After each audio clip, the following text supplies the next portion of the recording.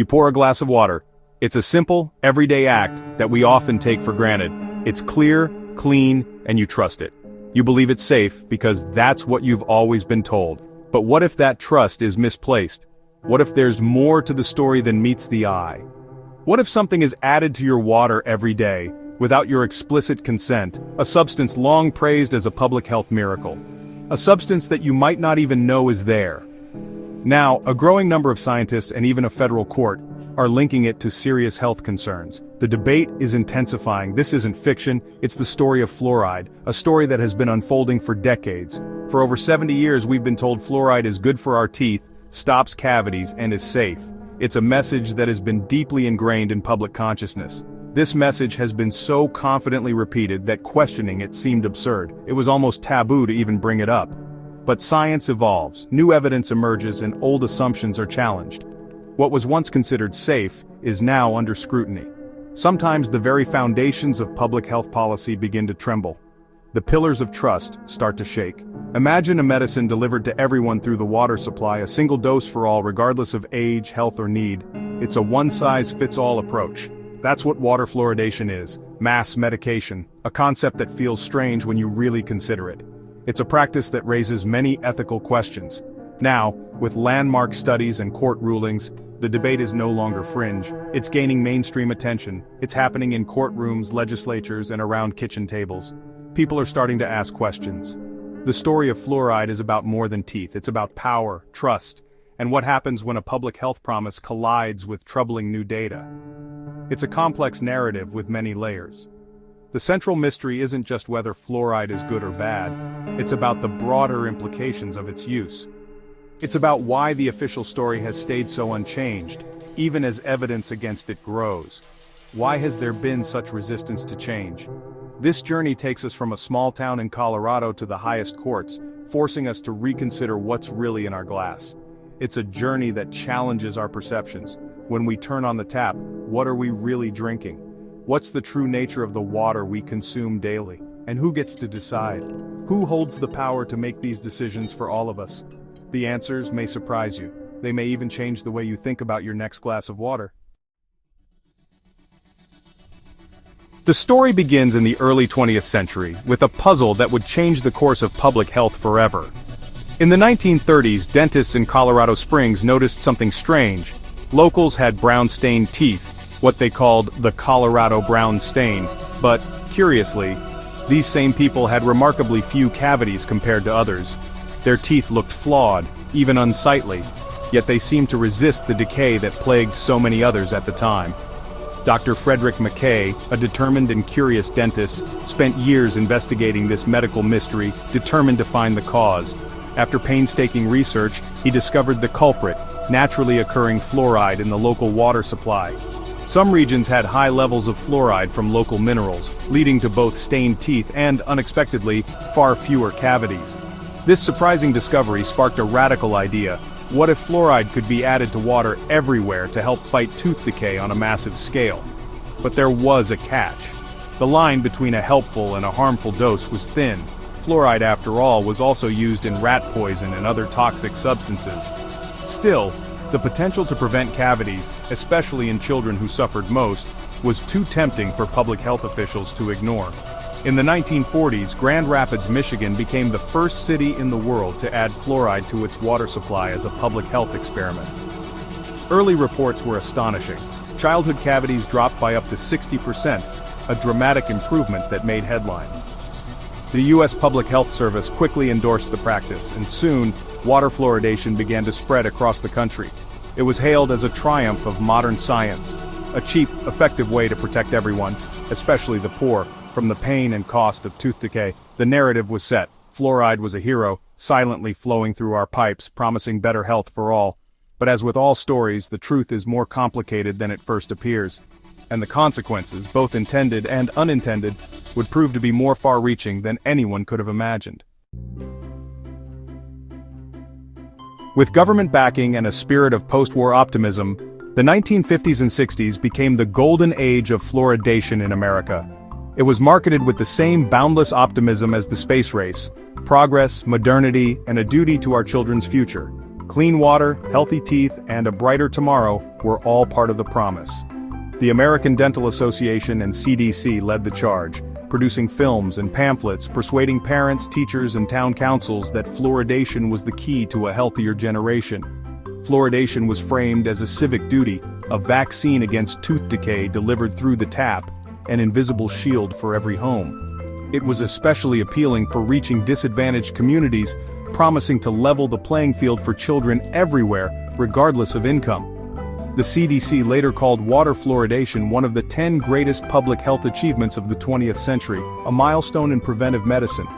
For decades, the science was presented as settled, the benefits obvious, and the risks minimal, an open and shut case in the eyes of the public. The only acknowledged side effect was dental fluorosis, faint white spots on teeth, considered a small price to pay for fewer cavities and stronger smiles.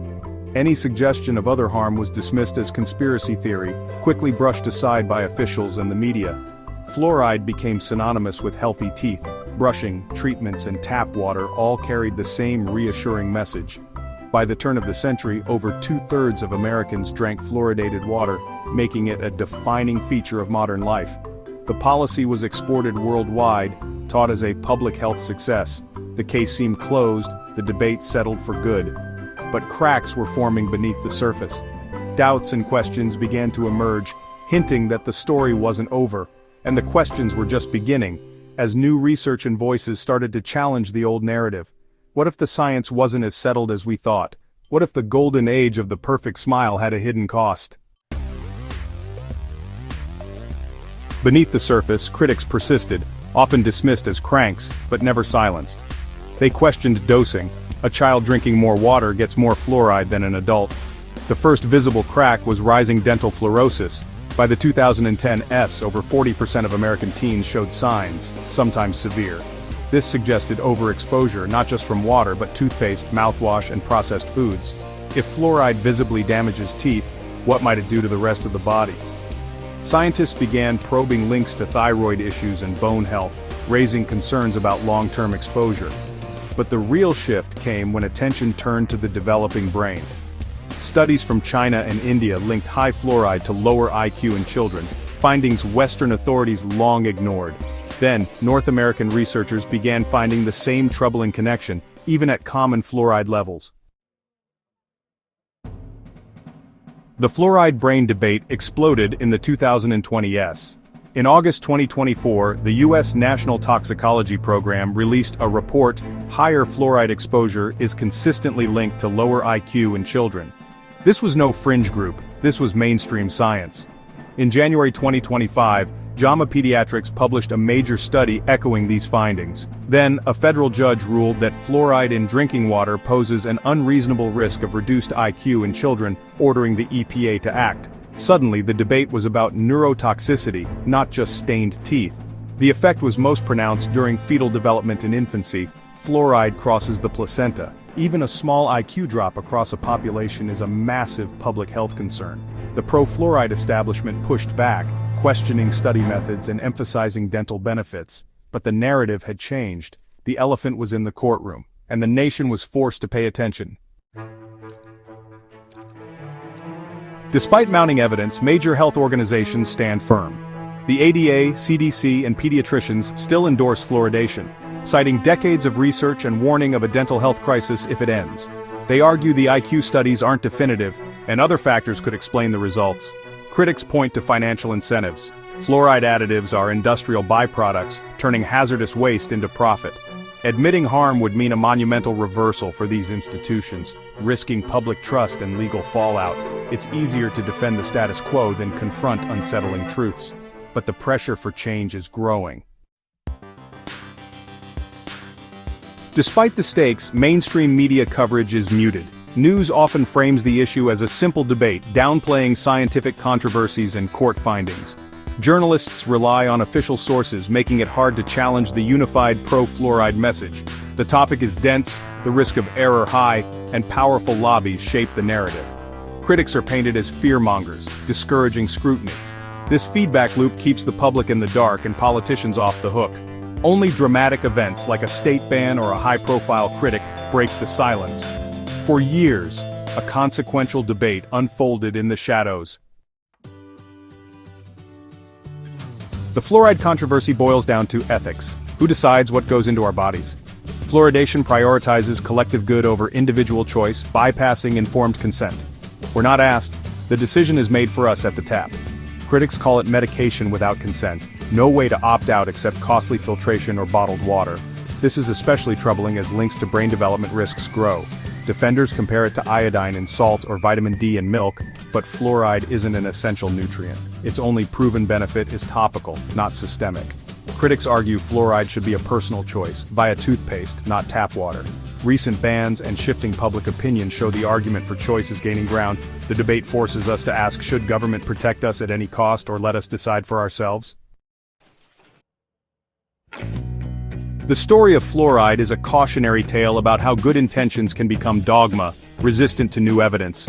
It reveals how science, industry, and government can blur together, prioritizing policy over public protection. Recent breakthroughs have dragged the debate into the light, but institutional resistance is immense. Millions still drink fluoridated water, unaware of the storm brewing. Turning this ship will require pressure from scientists, advocates, and an informed public.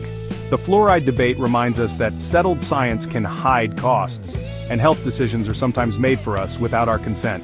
We're left with a simple glass of water, now filled with questions about trust, choice, and power. The story isn't over. Who do you trust to decide what's safe for your family? The answer may not be as clear as your water.